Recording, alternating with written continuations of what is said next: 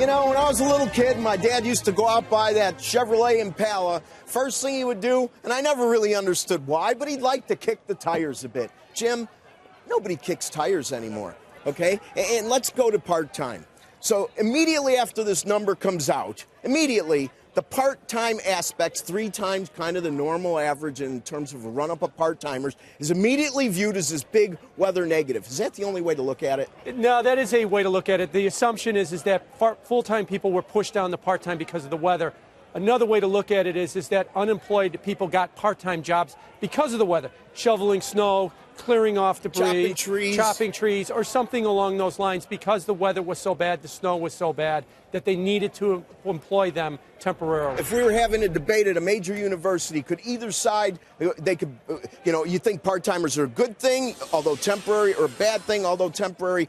Both sides could probably argue their cases as factual without necessarily negating the other possibility, correct? Yes, especially if you've only got one data point after one bad week of weather to try and do it. You could argue push down is bad from full to part-time, or from going from nothing to part-time is actually good. Another thing I hear, okay, 5 emails where the aspects of handicapping this number were done in comparison to potential jobs and how they're affected by weather with the January, February, March of last year. I find that a huge flaw because I personally think we slowed down in the second half. You have even more info regarding why maybe that isn't a smart idea. I agree with you. I think the data does show we're slowing down. Last year, let's take Chicago, the middle of the country.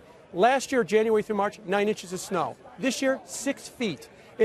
It was as extreme in the other direction last year as it is this year. So last year was an outlier. This year was an outlier. So don't look at last year's numbers and say that was norm. That was an extreme in the other direction as well. All right. Did you see any other aspects of this report that really stuck out in your mind?